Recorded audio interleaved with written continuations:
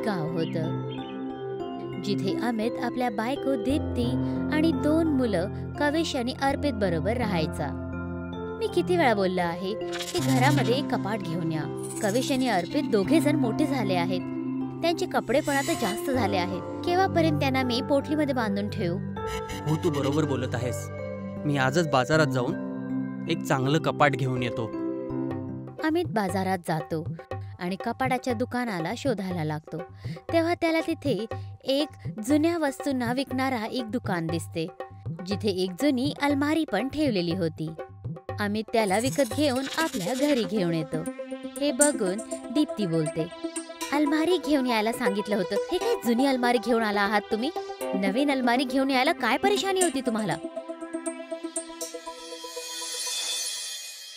दीप्ती त्यामध्ये सगळे कपडे ठेवून देते आणि दुसऱ्या दिवशी सकाळच्या वेळेस कविश आणि अमित दोघांची मित्र प्रीती त्यांना घरी बोलवायला येते. कविश, अमित, कुठे आहात तुम्ही दोघं? विसरला काय? आज आपल्याला संग्रहालयाला जायचं आहे. लक्षात आहे आम्हाला. बस मी तयारच होत होतो. चल, मी पण तयार आहे. मला फक्त टायच घालायची आहे. आईने कपाटामध्ये ठेवली आहे. कविश अलमारीमध्ये टाय शोधायला लागतो, पण त्याला टाय नाही भेटत. अचानक तो अलमारीच्या आत जातो. अलमारीच्या आत एक वेगळीच दुनिया बनलेली होती.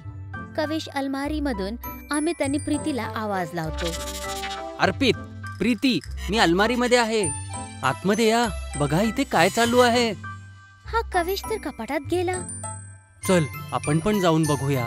प्रीती आणि अमित दोघे जण अलमारीच्या आत जातात आणि बघतात की तिथे वेगळीच एक दुनिया होती. चंद्र आणि सूर्य दोघे एकत्र आकाशात दिसत होते आणि दोघं बर्फाचे बनलेले आहेत. तुम्ही मुलं इथे काय करत आहात? आम्ही इथे तर आमच्या कपाटाच्या द्वाराने आलो. ओ, तर ती अलमारी आता तुमच्याकडे आहे.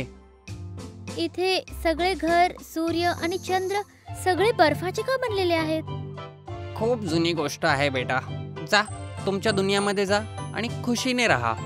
नन्नाजी, कृपया करून आम्हाला ही गोष्ट सांगा ना. तुम्हाला ही गोष्ट ऐकायचीच आहे तर चला, मी तुम्हाला काहीतरी दाखवतो. नन्हा त्यांना थोडं पुढे घेऊन जातो आणि आपल्या प्रधानला दाखवतो, जो बर्फामध्ये अडकलेला होता. हे आमच्या दुनियाचे प्रधान होते. म्हणजेच 20 वर्षापूर्वीची गोष्ट आहे. तेव्हा आमच्या प्रधानांनी हे ठरवलं होतं. हे गाव बाहेरच्या जगापासून गुप्त आहे. या गावाला माझ्या पूर्वजांनी नवीन प्रकाराने बनवलं होतं, ज्याचा दरवाजा माझ्याकडे आहे. मी ठरवलं आहे, आपण दुसऱ्या दुनियाच्या लोकांसोबत मिळून मिसळून सुखाने राहूया. त्यामुळेच मी आपल्या जगाचा दरवाजा एका अलमारीच्या आतमध्ये बनवतो. प्रधानजी दुसऱ्या दुनियाच्या लोकांकडून मेलजोल करण्याचे इच्छुक होते. त्यांनी दुसऱ्या दुनियामध्ये जाण्याचा दरवाजा कपाटात लपून ठेवला होता, जेणेकरून ते एकदा दुसऱ्या दुनियामध्ये जाऊन लोकांना बघून येऊ. प्रधानजी दुसऱ्या दुनियामध्ये जातात आणि तिथे त्यांना सिद्धांत नावाचा एक माणूस भेटतो. कुठून आलायस तू? याच्या आधी कधी मी तुला या गावामध्ये बघितलं नाहीये. हा, मी या गावामधून नाहीये. मी दुसऱ्या दुनियामधून आलोय. मी काही समजलो नाही. दुसरी दुनियामधून आहे? हो, मी दुसऱ्या जगातून आलेलो आहे. खरं तर माझे पूर्वज इथे येत होते. त्याच्यानंतर त्यांनी एक नवीन जग बनवलं. मी फक्त या जगासोबत ताळमेळ ठेवू इच्छित होतो आणि बघू इच्छित होतो की इथले लोक कसे आहेत. असं आहे तर मला तुमच्या जगामध्ये घेऊन जा. मी पण जरा बघू की तुम्ही खरं बोलत आहात की खोटं. प्रधान सिद्धांतला त्या कपाटाच्या आत घेऊन जातो. जमीनदार दुसऱ्या दुनियामध्ये येऊन आश्चर्यचकित होऊन जातो. हे तर खरंच एक वेगळंच जग आहे. पण हे कसं शक्य आहे? माझ्या पूर्वजांनी या जगाला बनवलं होतं. त्यांना समुद्राच्या मध्ये एक जादूचा हिरा मिळाला होता. त्याच हिऱ्याच्या मदतीने त्यांनी हे जग बनवलं होतं. मला तो जादुई हिरा बघायचा होता. काय तुम्ही मला तो दाखवू शकतात प्रधान? त्या हिऱ्याला बघणं दुसऱ्या जगातल्या लोकांना मना आहे. पण मी तुम्हाला दाखवेल, जर माझ्या दाखवण्याने आपल्या नात्यामध्ये विश्वास बनत असेल तर. प्रधान सिद्धांतला तो हिरा दाखवतो. जमीनदार त्या हिऱ्याला बघून हक्का बक्का राहून जातो. हा तर खूपच सुंदर आणि अनमोल हिरा आहे. हा तोच हिरा आहे जो आमच्या जगाला दुसऱ्या जगासोबत बांधून ठेवतो. हे जग तर खूपच चांगलं आहे. मी माझ्या जगामध्ये जाऊन आमच्या लोकांना जमा करतो. सिद्धांत आपल्या दुनियेमध्ये परत जातो आणि त्या हिऱ्याला चोरण्याची योजना बनवतो. दुसऱ्या दिवशी सिद्धांत परत त्या अलमारीच्या जरिये त्या दुनियेमध्ये जातो आणि त्या हिऱ्याच्या जवळ पोचतो आणि त्या हिऱ्याला त्याच्या जाग्यातून उचलून घेऊन जातो. तेव्हा प्रधान तिथे येतो. थांब, असं नका करू. तेव्हा सिद्धांत त्या हिऱ्याला त्याच्या जाग्यातून काढून टाकतो. काढतानाच प्रधान आणि त्या दुनियेच्या सगळ्या वस्तू बर्फामध्ये बदलतात, जसं वेळ एकदम थांबून गेला होता. याचमुळे ही पूर्ण जग बर्फामध्ये बदलून गेलंय. कोणीतरी सिद्धांत नावाच्या माणसाकडे आज पण तो हिरा ठेवलेला आहे. सिद्धांत नाव कुठेतरी ऐकल्यासारखं वाटतंय. सिद्धांतला विसरलीस का? आपल्या गावाच्या जमीनदाराचं नाव सिद्धांत आहे. पक्का म्हणजे त्यांनीच हिरा चोरला आहे. नन्ना, जर आम्ही त्या हिऱ्याला वापस घेऊन आलो आणि त्याच्या जागेवरती ठेवेल तर परत हे जग जसाला तसं होईल का? हो, जर तो हिरा परत आपल्या जागेवरती येईल तर सगळं आधीसारखं होईल. तर तुम्ही निश्चिंत राहा. आम्ही तो हिरा आमचा जमीनदार जे की चोर आहेत त्यांच्या घरून घेऊन येऊ आणि या जगाला वापस आधीसारखं करून टाकू. प्रीती, अर्पित आणि कवेश आपल्या दुनियेमध्ये परत येतात. आम्ही तर जोश मध्ये त्याला सांगितलंय की आम्ही त्या हिऱ्याला परत घेऊन येणार, पण आपण त्याला घेऊन कसं यायचं? आपल्याला चोराच्या घरामध्ये चोरी करावी लागेल. माझ्याकडे त्याचा एक चांगला उपाय आहे. दुसऱ्या दिवशी कवेश जमीनदारच्या घरी जातो आणि त्यांना बोलतो, काय झालं? एवढा जोरात पळत का येतोयस? ते तुम्हाला प्रधानजीने लवकर बोलवलंय. खूपच महत्वाचं काम आहे, लवकर चला. जमीनदार प्रधानकडे जातो आणि दुसरीकडे प्रीती आणि अर्पित जमीनदारच्या घरामध्ये शिरतात. आता लवकर आपण हिऱ्याला शोधूया. अर्पित, जा तू घराच्या थोडं दूर उभं राहा जाऊन.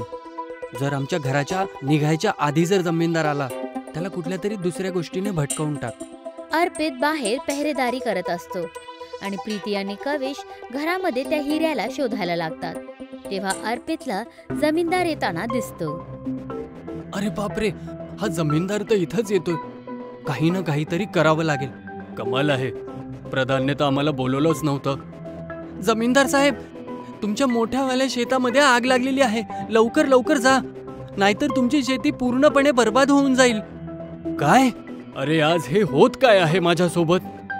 जमीनदार आपल्या शेतामध्ये जायला लागतो. अरे तुम्हाला तो हिरा मिळाला की नाही? नाही, पूर्ण घर शोधलं पण तो हिरा कुठेच नाही सापडला. भेटला, मला हिरा भेटला. हा एका संदूकमध्ये त्याने लपवून ठेवला होता. कविशला तो हिरा सापडतो. ती लोक घराच्या बाहेर येतात आणि आपल्या घरी जायला लागतात. तेव्हा तिथे जमीनदार येतो. थांबा, मला वाटलंच होतं इथं काहीतरी खिचडी चालू आहे. द्या माझा हिरा, मला वापस द्या. हा हिरा तुमचा नाहीये. हा हिरा तुम्ही दुसऱ्या दुनियापासून चोरी करून घेऊन आला आहात. द्या द्या, नाहीतर. अर्पित, प्रीती, पळा! तिघे मित्र तिथून पळायला लागतात आणि पळून आपल्या कपाटाच्या जवळ पोचतात. जमीनदार सिद्धांत त्यांचा पाठलाग करून तिथे पण पोचतो. पण तोपर्यंत तिघे जण आजच्या दुसऱ्या दुनियेमध्ये निघून जातात आणि त्या हिऱ्याला त्याच्या जागेटी ठेवून देतात. सगळं काही पहिल्यासारखं होतं, पण तिथे जमीनदार पण येतो. तो माझा हिरा आहे, मी त्याला वापस घेऊनच राहील. जसं जमीनदार हिरा घेण्यासाठी वाढतो तेव्हा प्रधान त्याला बोलतो, थांब सिद्धांत, जर आता तू ह्या हिऱ्याला चोरायचा परत प्रयत्न केलास तर तू बर्फामध्ये बदलून जाशील. जसं जमीनदार हिऱ्याला हात लावतो तो बर्फामध्ये बदलतो. मी तर सांगितलं होतं, पण ह्या सिद्धांतने माझं बोलणं ऐकलंच नाही. जशी करणी तशी भरणी. सिद्धांतला तेच मिळालं जे त्याच्या कर्मामध्ये लिहिलं होतं. नन्हा सगळं काही प्रधानला सांगतो की कशा प्रकारे प्रीती, अर्पित आणि कवेशने त्यांना वाचवलं. मी तुमच्या तिघांचा कसा धन्यवाद करू? आम्हाला तुम्हाला माफी मागायला पाहिजे. आमच्या जगातल्या एका माणसामुळे तुम्हाला किती त्रास सहन करावा लागला. एक माणूस चांगला नसतो म्हणजे याचा अर्थ असा नाही की सगळेच चांगले नाहीयेत. तुम्ही लोकांनी आमची मदत केली हेच त्याचं प्रमाण आहे. आता तुम्ही आमच्या जगामध्ये कधी पण येऊ जाऊ शकता. यापुढे प्रीती, अर्पित आणि कविश आपल्या अलमारीला वापर करून दुसरी दुनियामध्ये येत जात राहतात.